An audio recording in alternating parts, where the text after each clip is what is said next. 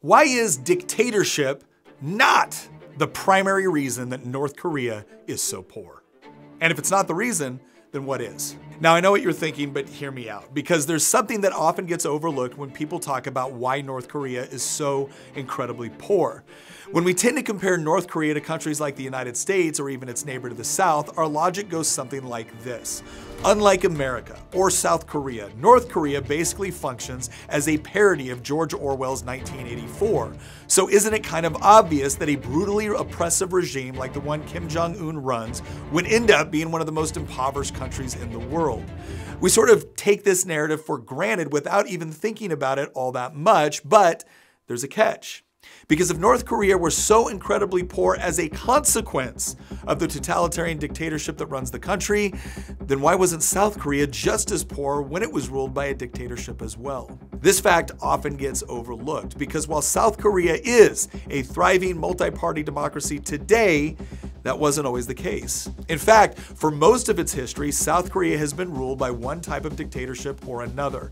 For 40 years, the country was ruled first by an authoritarian president, then a military dictatorship, then a second authoritarian president, and finally a second military-backed dictatorship that lasted all the way until 1988, when pro-democracy demonstrations finally toppled South Korea's authoritarian regime and ushered in the Sixth Republic that exists to this day. And yet, despite the fact that South Korea's military held an iron grip over the country and ruthlessly suppressed several pro-democratic movements for more than 40 years, the country experienced a level of economic growth and prosperity that allowed it to leave North Korea in the dust. There's even a term to describe this phenomenon, the miracle on the Han River. Which brings us back to North Korea, because much of the same authoritarian measures practiced by South Korea's former military dictatorship continue to be in place under Kim Jong-un's regime. And yet, unlike South Korea, the North is as poor as ever. So, what sets North Korea apart from the rest of the world and even apart from other authoritarian regimes? And the answer is simple: property rights. Consider this fact. When the Korean Peninsula was divided in 1945, the North was actually the richer, more industrialized half. But while South Korea and North Korea both started off as authoritarian regimes, the South respected the right of its people to own property. In the North, property rights were completely outlawed, and the results have been devastating. As late as 1970, North Korea had a larger economy than the South, and the average North Korean was richer than their southern counterparts.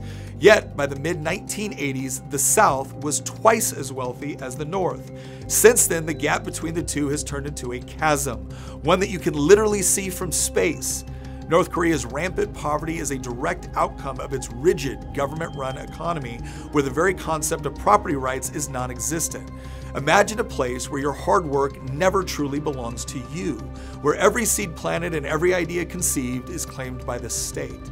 North Korea is so poor because Kim Jong-un's regime crushes any spark of innovation or personal ambition, leaving its people trapped in a cycle of despair with no ladder to climb out of poverty. So are we saying that dictatorship is fine as long as you have property rights? Absolutely not.